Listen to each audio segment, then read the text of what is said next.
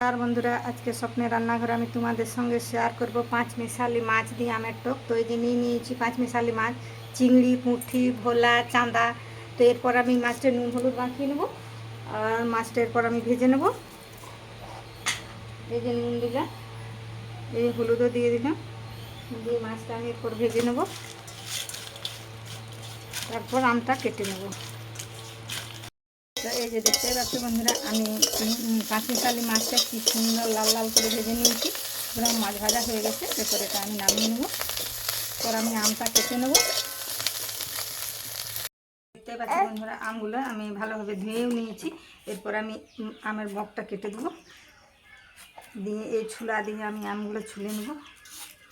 দেখতে পাচ্ছি বন্ধুরা, আমি আমটা এইভাবে ছুলে নিয়েছি। এরপর এটা আমি কেটে নেব, একটু ডুমো ডুমো করে কাটবো আমটা। এটাকে আবার মধ্যে এখানে লিখে দেবো। এই যে এইভাবে ডুমো ডুমো করে কেটে নিচ্ছি। এই যে এইভাবে আমটা আমি এই যে এইভাবে কেটেছি। আমের যে ভিতরে কুহুটা থাকে সেই কুহুটাও আমি বের করে দিয়েছি। এরপর চলে যাই আমি রান্নার কাছে। আমগুলো ধুয়েও নিয়েছি। দেখতে পাচ্ছি বন্ধুরা, আমি জল থেকে আমগুলো যেভাবে ছেঁকে নিলাম, যেটাকে এবার নুন হলুদ মাখিয়ে নেব।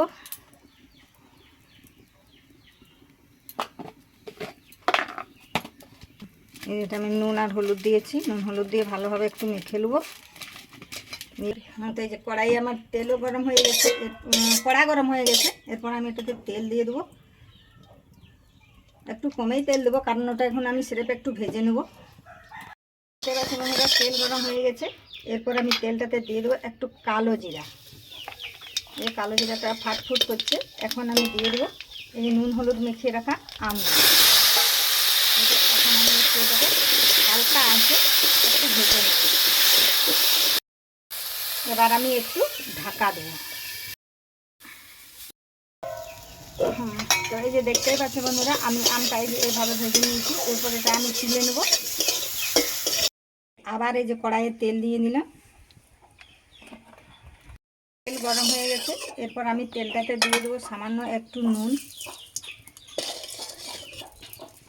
আর দিয়ে দেবো এই যে আমি 5 ফোড়ন, 2টো শুকনো লঙ্কা, 2টো তেজপাতা, আর দিয়ে দিচ্ছি এই যে কুচানো আদা, কুচি করে নিয়েছি আদাটা। এটা আমি ভালোভাবে একটু ভেজে নেব।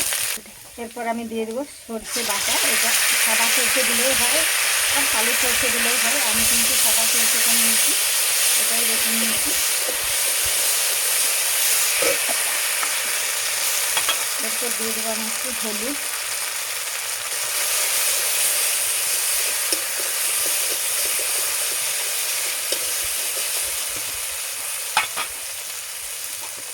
দিয়ে দেবো একটু শুকনো লঙ্কা বাটা,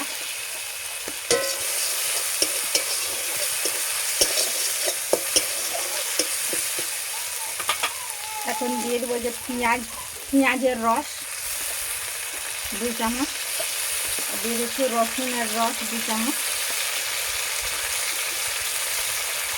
এটাকে আমি ভালোভাবে একটু ভেজে নেব।